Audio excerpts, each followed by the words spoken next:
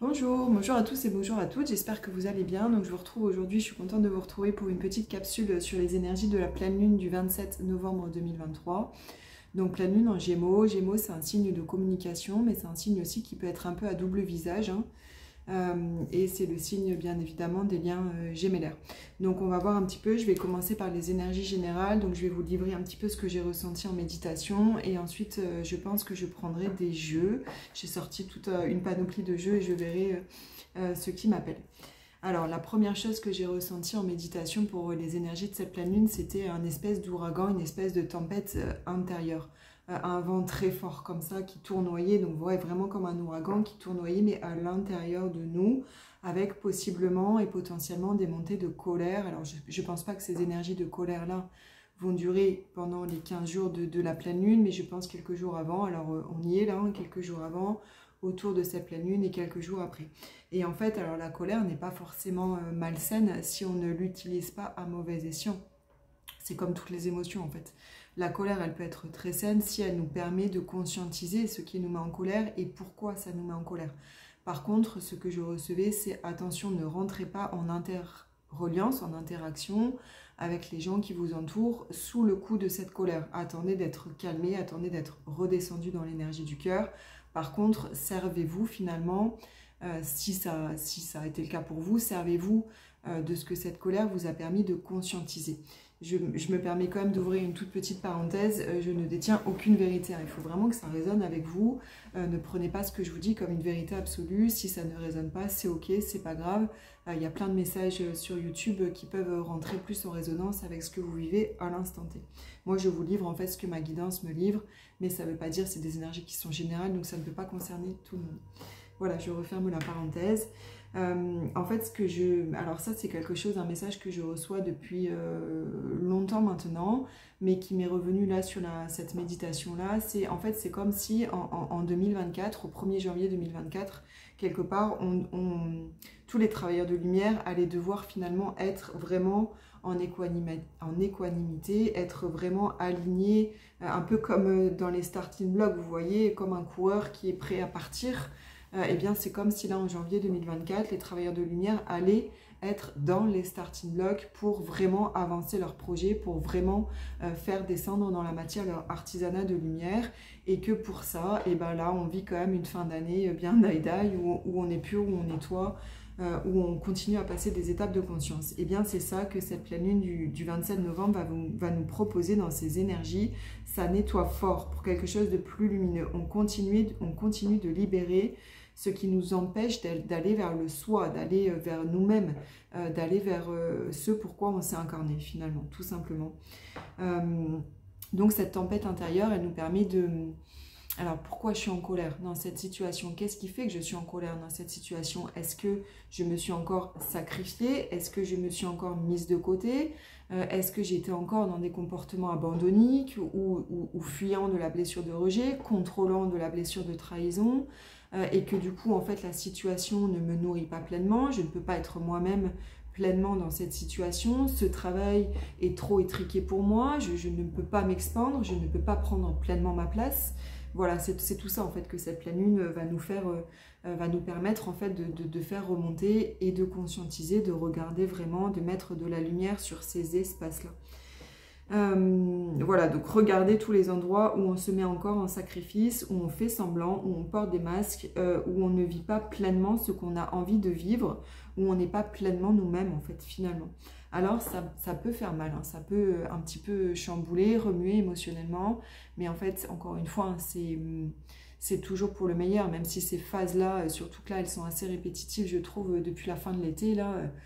Octobre, novembre, ça a été quand même 2 mois un peu die-die avec le portail, hein, ça nous a permis aussi de bilanter le portail, de travailler sur ces notions d'amour inconditionnel, qu'est-ce qui me met en joie, qu'est-ce qui ne me met pas en joie, où est-ce que je suis dans l'amour, où est-ce que je suis dans l'attachement et la dépendance, enfin bon bref, on enchaîne les conscientisations, mais voilà, c'est encore une fois, je pense qu'on a à libérer des gros morceaux là pour pouvoir en janvier repartir vraiment sur quelque chose de plus aligné pour nous, parce que bon, janvier, je suis pas la seule à le... enfin janvier 2024, je ne suis pas la seule à le dire, va être une année un petit peu chahutante.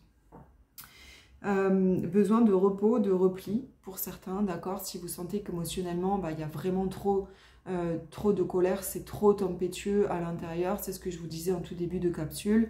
Essayez, autant que faire se peut, de ne pas rentrer en interaction, en interreliance avec votre entourage en étant dans cette émotion-là. Prenez du recul, prenez du repli, reposez-vous pour essayer vraiment d'analyser en fait. Ok, donc dans cette situation, je suis en colère. Pourquoi? Ah bah, je me suis encore sacrifiée. Finalement, j'ai fait passer les besoins de l'autre avant mes propres besoins. Ok, eh bien c'est une fois qu'on a conscientisé ça, qu'on s'est pardonné nous-mêmes d'avoir fait ça, voilà, qu'on a mis de l'amour sur ça en fait, que là on peut rentrer en interaction avec l'autre et expliquer parce que on va, hein, j'y viens, on va aussi travailler le chakra gorge. Donc en fait on me parle d'un gros mouvement intérieur en fait, hein, d'un gros mouvement intérieur là, qui va forcément engendrer ensuite un mouvement extérieur. Besoin de faire le point et de faire du tri sur ce qui nous nourrit ou ce qui ne nourrit pas. Voilà, c'est comme si une puissance, une force était montée en nous avec la nouvelle lune, avec le portail, qu'on avait encore une fois conscientisé tout un tas de choses, qu'on avait fait monter aussi cette puissance intérieure, qu'on avait repris notre pouvoir intérieur. Et bien c'est comme si là maintenant c'était avec cette pleine lune l'occasion, enfin l'opportunité plutôt, de le faire descendre dans la matière, de faire descendre cette reprise de pouvoir intérieur et personnel dans la matière, en posant davantage nos limites. J'entendais la phrase « on met des bornes ». On met des bornes, voilà, on a bilanté, on a analysé, on a regardé, on est encore invité à regarder en conscience avec les énergies de la pleine lune. Et bien ensuite, on met des bornes. Non, ça, c'est pas ok pour moi en fait. Ça veut pas dire que je t'aime pas, ça veut pas dire que j'aime pas ce travail ou que j'y trouve pas une forme d'épanouissement, mais ça, c'est pas ok pour moi. Là, je suis en sacrifice de moi-même, là, je ne peux pas m'expandre, là, je suis trop limitée. Voilà, qu'est-ce qui est ok, qu'est-ce qui n'est pas ok. Qu'est-ce qui est ok avec le respect de nous-mêmes finalement? À quel endroit je ne me respecte pas moi-même en continuant cette situation, en continuant cette relation, en acceptant ce comportement finalement, alors que intérieurement, je sens bien, hein, c'est encore une fois, c'est commencer au-dedans, voilà, commencer ici. Et si ici je sens que il y a quelque chose qui me chiffonne, il y a quelque chose qui n'est pas ok, eh bien je me respecte et je pose des limites par rapport à ça et je le dis, j'y viens, hein, on me montrait vraiment le chakra gorge sur cette quinzaine, mais en même temps c'est assez cohérent avec le signe du Gémeaux, besoin de communiquer, de dire des choses, mais encore une fois, ce que je disais tout à l'heure, attention à le dire dans la paix, dans l'apaisement, dans la co-construction, dans la discussion consciente en fait, et pas avec le tu qui tue, porté par cette colère de tu fais ci, tu fais ça, nanana, j'en ai marre. Non, c'est je me sens comme ci, je me sens comme ça n'est pas ok pour moi parce que, voilà, c'est essayer vraiment d'avoir ces échanges, de dire ce que vous avez à dire, mais d'avoir ces échanges en étant dans le cœur. Voilà pour les énergies générales. Alors bon, je vais continuer avec les sentimentales et puis après je prendrai les cartes et je pense que je vous ferai une deuxième capsule plus spécifique au lien d'âme. Pour le sentimental, c'était un peu la même démarche finalement, mais j'avais deux cas de figure un peu opposés. J'avais un premier cas de figure où, grosso modo, la relation, ça ne va pas. On sent que la relation n'est pas équilibrée dans le donner-recevoir, on sent que la relation n'est pas pleinement alignée avec ce qu'on veut vivre. Même si on a des sentiments pour l'autre, hein, l'un n'empêche pas l'autre.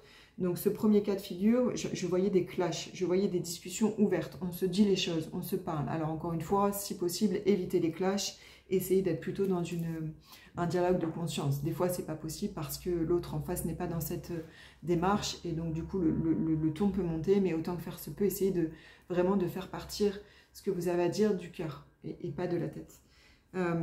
En fait, on me disait un voile d'illusion tombe, on regarde les choses en face. En fait, ça va vraiment être une quinzaine là qui va nous permettre de regarder les choses en face, d'arrêter de se mentir, d'arrêter de porter des masques dans des situations dans lesquelles on n'est pas ok, dans lesquelles on n'est pas heureux, dans lesquelles on n'est pas épanoui, dans lesquelles on ressent moins ou peu de joie en fait. C'est la joie qui nous guide, c'est cette énergie du cœur. Là où c'est aligné, là où c'est lumineux pour nous, eh bien il y a de la joie qui en jaillit. Et si vous êtes dans une relation sentimentale où cette joie-là ne jaillit pas, ou plus, ou trop peu souvent, eh bien on me disait un voile d'illusion va tomber.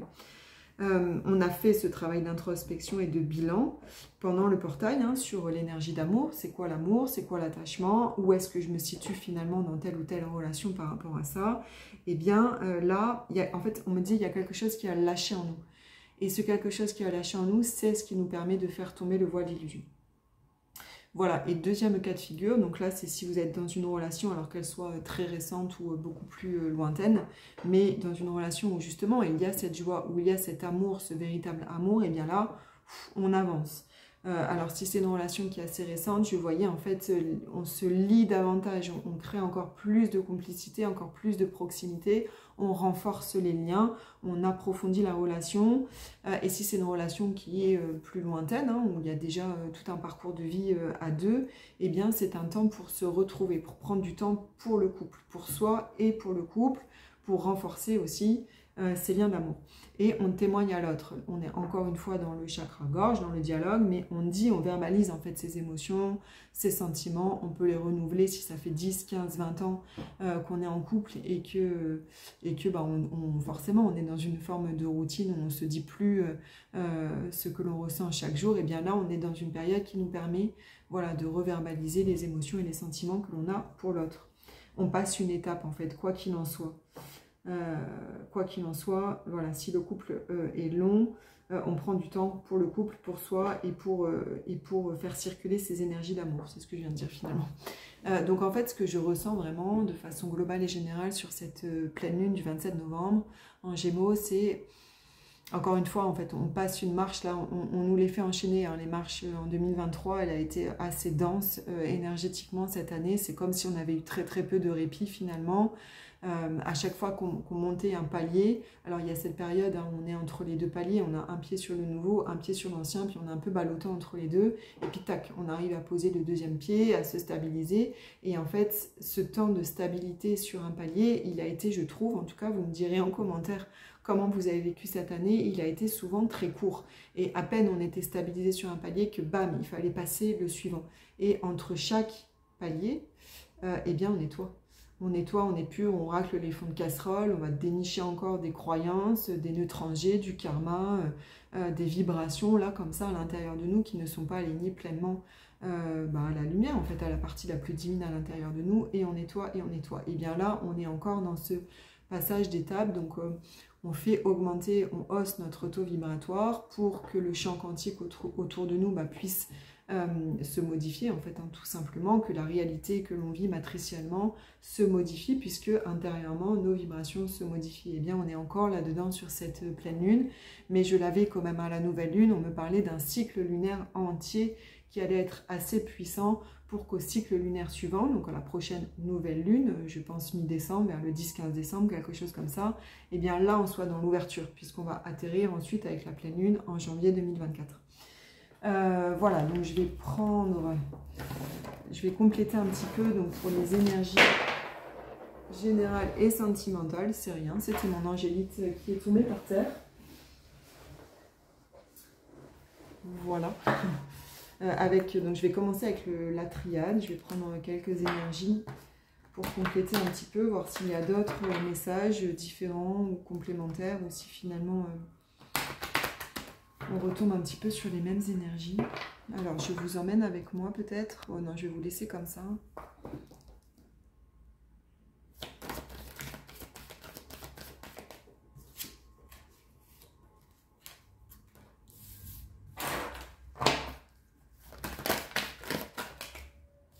Ouais, c'est vraiment ça. C'est vraiment ça. En fait, on me dit qu'on prend de la distance avec... en fait, on s'éloigne. On a besoin et envie de s'éloigner, de prendre de la distance avec ce qui ne nous met pas en joie, ce qui ne nous épanouit pas pleinement, vers les espaces, les terres dans lesquels on n'est pas pleinement nous-mêmes, en fait.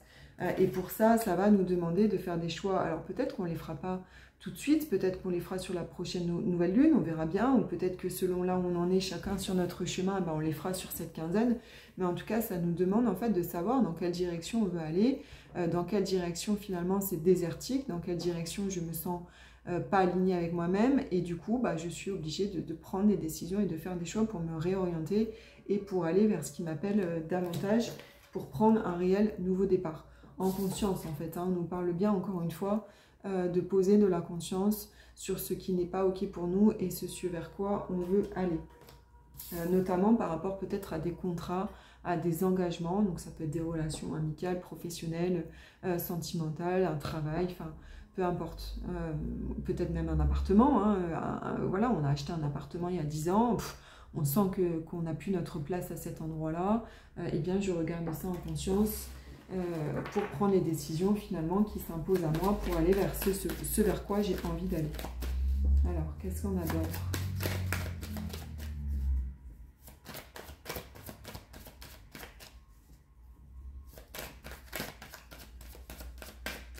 Alors, on me dit de changer de jeu. Ah, oups, je vous fais tomber, pardon. Donc, je vais prendre le Osho Zen Tarot, que j'aime beaucoup aussi et qui m'appelle beaucoup en ce moment. Donc, c'est parti. Quelles sont les énergies pour la pleine lune, s'il vous plaît? Ok. Ok. Alors, il y a peut-être des schémas encore karmiques.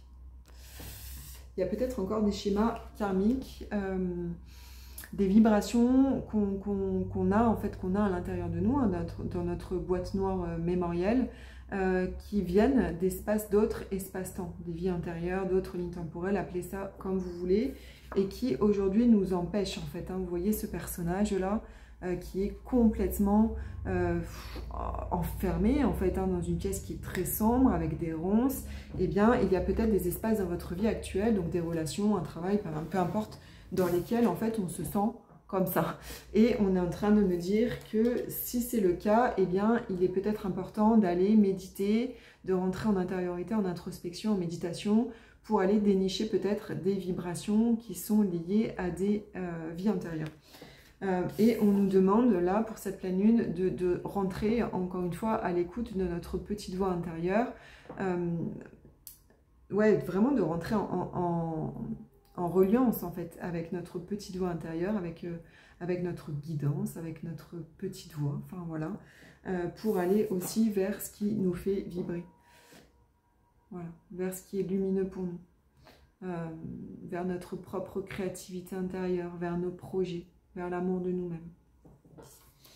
Et pour, vous voyez, comme ce petit enfant, en fait.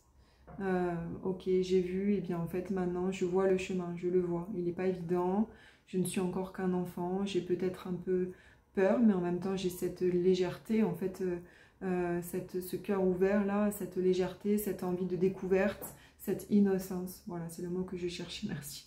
Cette innocence de l'enfant pour aller de l'avant. Voilà pour les énergies plutôt générales. Je vais demander un petit message toujours avec le Osho. Non, tiens, je vais prendre le Light Seals Tarot, que j'aime beaucoup aussi. Je pense que vous le connaissez pour les énergies plus sentimentales.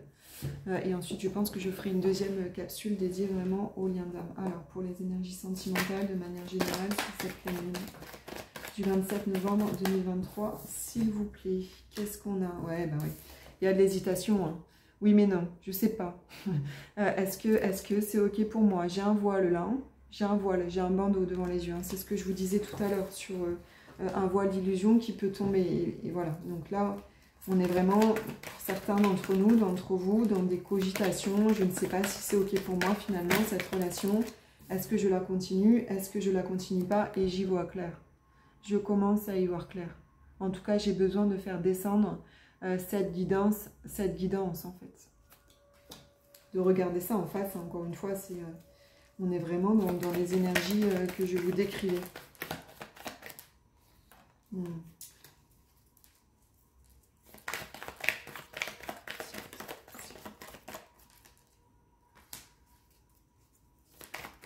J'ai besoin de reprendre mon pouvoir en fait. Voilà, encore une carte s'il vous plaît pour les énergies sentimentales.